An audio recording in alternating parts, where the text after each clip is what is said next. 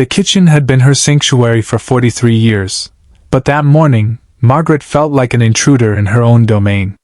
Her weathered hands trembled slightly as she wrapped the copper pot, the one with the dented bottom that she'd carried from Ireland as a young bride, in newspaper dated 3 weeks prior. The headlines about some distant war blurred before her eyes as she pressed the paper tight around the metal, securing it with twine she'd saved from 100 bakery deliveries. The rusted cast iron skillet that had cooked thousands of meals for the Thornwood family followed next, its weight familiar and comforting in her palms.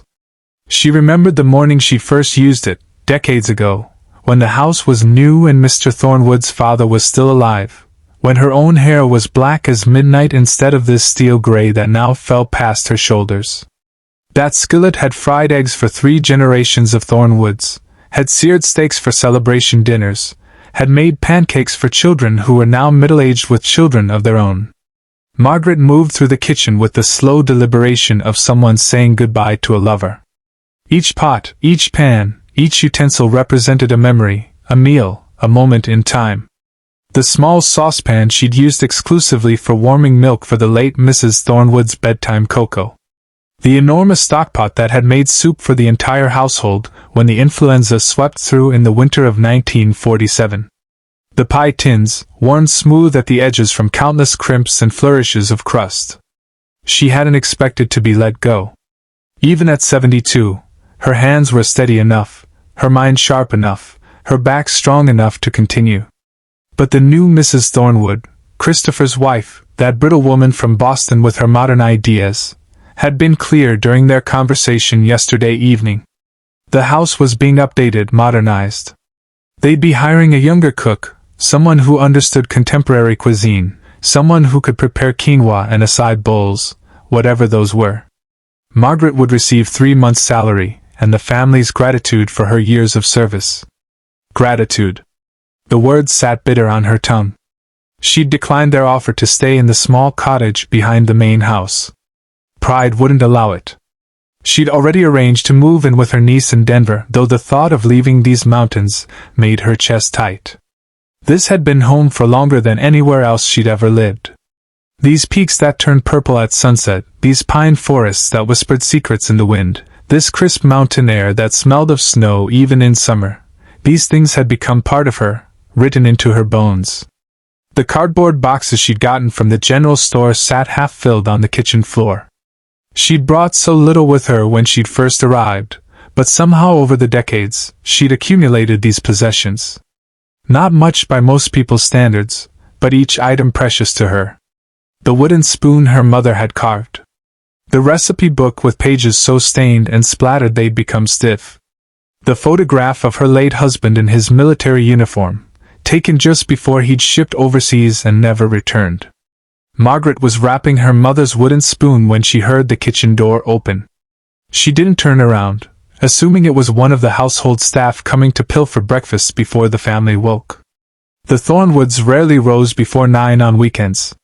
Packing. The single word came out rough, gravelly, like stones tumbling down a mountainside.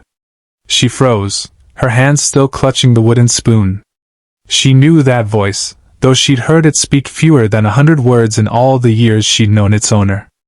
Everyone in the county knew about the mountain man who lived somewhere up in the high peaks, who came down to town perhaps 4 times a year for supplies, who spoke to no one and suffered no one's company. Except Margaret. For reasons she never quite understood, he'd taken to stopping at the Thornwood kitchen door every few months. He never knocked. He'd simply appear, silent as snow, usually at dawn or dusk. She'd fix him a plate, whatever she had handy, though she'd learned he favored simple foods, stews and roasts and bread, and he'd eat standing up by the door, never coming fully inside, never sitting down. When he finished, he'd nod once, and disappear back into the wilderness. She'd never asked his name.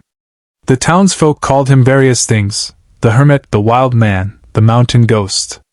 She simply thought of him as her silent guest. Over the years, she noticed things about him. The way his hands, though rough and scarred, were surprisingly clean. The fact that his clothes, while worn and patched, were well maintained. The intelligence in his dark eyes, sharp and assessing. The silver that had gradually threaded through his black beard. Sometimes he'd leave things. A brace of rabbits, already skinned and cleaned. A basket of wild mushrooms. Once, a handful of early spring flowers that she'd put in a jar and kept until they withered. She never asked for these gifts, and he never offered explanation. Now she turned to face him, still holding her mother's spoon. He stood in the doorway, broader than she remembered, his buckskin jacket dark with morning mist. His hair, long and tied back, showed more silver than black now. His face was weathered like cliff stone, carved with lines that spoke of wind and sun and solitude. "Yes," she said simply. "I'm packing. They've let me go. New cook coming. Someone younger, more modern." She was surprised at the steadiness of her voice, surprised that speaking the truth aloud to this strange, silent man didn't crack her composure the way the sympathetic clucking of the housemaid had yesterday. He stood there, motionless except for his eyes, which traveled over the boxes, the wrapped pots, the kitchen that had been stripped of its personality. His gaze returned to her face, and something flickered in those dark eyes, something that might have been anger, though his expression remained unchanged. "Where?" he asked. "Denver. To live with my niece. She has a spare room, and her husband says—" Margaret stopped herself. Why was she explaining? What did it matter to this wild man where she went? He shook his head once, a sharp, definitive movement. "I don't have a choice," Margaret said, and hated how defensive she sounded. "I can't afford to live anywhere around here on my own. The cottage comes with the position, and without the position." She gestured helplessly at the boxes. He stepped into the kitchen, and Margaret realized it was the first time in all these years that he'd actually crossed the threshold. He moved to the table and placed both hands flat on its surface, leaning forward slightly. When he spoke again, his voice was low and intense. "Stay." That single word hung in the air between them, resonant with meaning she couldn't quite grasp. "Stay? Stay where? How? I told you I can't afford my cabin." He straightened, his hands falling to his sides. "Room. Food. Stay." Margaret stared at him, certain she'd misunderstood. "Your cabin? You're offering me a place in your cabin?" The idea was absurd. He was a hermit, a man who'd chosen isolation, who avoided human contact like others avoided plague.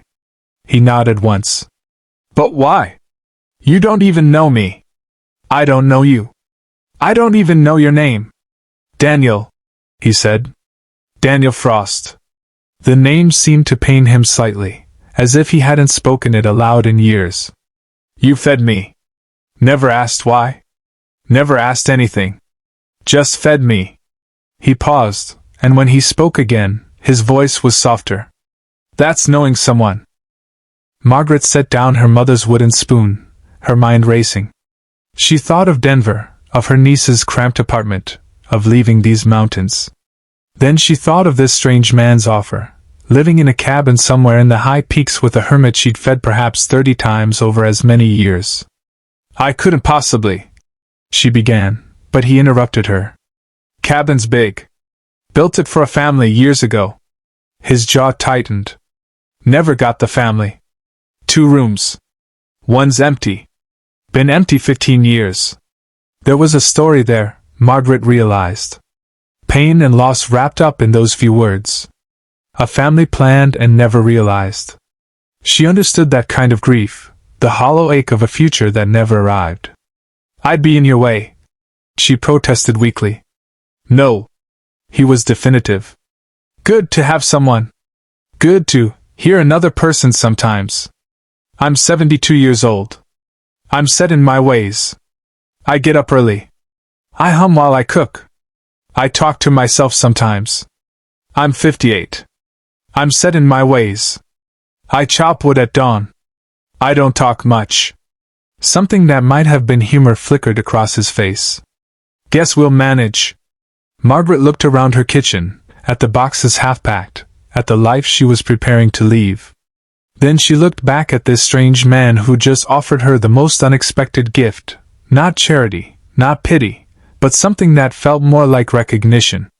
Like he saw her, truly saw her, not as an old cook being put out to pasture, but as a person of value. "Why?" she asked finally. "Why offer this?" Daniel Frost was quiet for a long moment, his eyes distant. 15 years ago, I lost everything that mattered. Came up the mountain to die, truth be told. But you have to eat, even when you want to die. So I'd come down, and you'd feed me. Never looked at me like I was crazy or broken. Just fed me." He met her eyes. "You gave me a reason to come down the mountain. Saved my life, probably, though you didn't know it. Figure I owe you a place to stay."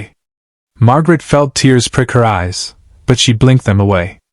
"I'll need to bring my things. Bring everything. Especially those pots." He gestured at the wrapped cookware. "Could use good cooking in that cabin." And so it was decided, with fewer words than most people used to order breakfast. Margaret finished her packing while Daniel Frost went to get his truck. She'd never even considered that he might own a vehicle. By noon, her entire life was loaded into the bed of an ancient pickup that had seen better decades. As they drove up the winding mountain road, leaving the Thornwood estate behind, Margaret didn't look back. Instead, she looked ahead, toward the peaks that caught the afternoon sun, toward an unexpected future that had begun with a single word: stay.